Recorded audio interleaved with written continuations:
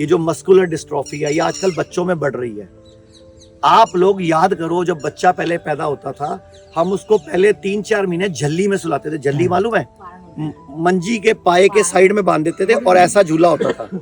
उसमें क्या होता था, सिर ऊपर रहता था, पैर ऊपर रहते थे, तो पेट में ब्लड घूमता था। अभी आप झूले लेके आते हो क्योंकि आपके पास पैसे आ गए हैं, और गांव में भी लोगों ने झल्ली बंद कर दी है। वो बच्चे की सिर की संरचना, पैर की संरचना यू शेप से हटकर आपने स्ट्रेट कर दी, तो ब्रेन में ब्लड के इम्बैलेंस हो जाते हैं। ब्रेन में जितना ब्लड नहीं चाहिए वो भी पहुंच जाता है।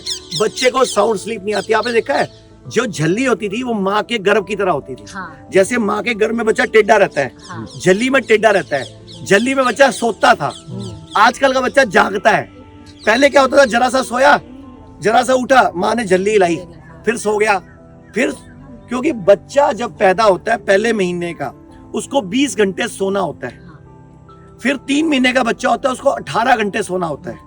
फिर जब बच्चा 6 महीने का होता है उसको लगभग 15-16 घंटे सोना होता है। फिर जब बच्चा 1 साल का होता है उसको लगभग 12 से 16 घंटे सोना होता है। अब वो झूले में सोता ही नहीं है। जब उसकी नींद ठीक नहीं होगी तो ब्रेन में ब्लड सर्कुलेशन बिगड़ गया, घुटने में बिगड़ गया, पैर में बिगड़ गया, तो बच्चों के दिल में छेद आ रहा है, मस्कुलर डिस्ट्रॉफी आ रही है, ऑटिज्म आ रहा है। तो मैं सारे भारत से बोलूंगा, अपने घर में एक एक खाट रखो, खाट, मंजी नहीं तो एक डंडा बनवाओ, उस पे झूला बांध दो। ऐसे झल्ली कपड़े की बांधनी होती है और उसमें सुलाना था, क्योंकि बच्चे को कई महीने तक मानसिक रूप से मुझे विकसित करना है, तो उसको वही गर्भ चाहिए, गर्भ।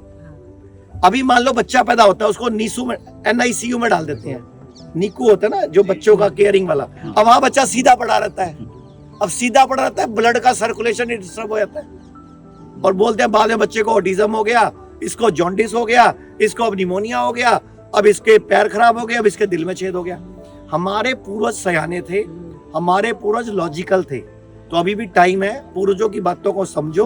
पूरे भारत में हमारे 58 से अधिक हॉस्पिटल, 60 से अधिक क्लिनिक व डे केयर सेंटर्स हैं। इनमें से प्रमुख हैं दिल्ली, मुंबई, लखनऊ, चंडीगढ़। हमारे साथ 900 से अधिक आयुर्वेदिक, एलोपैथिक, होम्योपैथिक व नेचुरोपैथी डॉक्टर्स की टीम जुड़ी हुई है।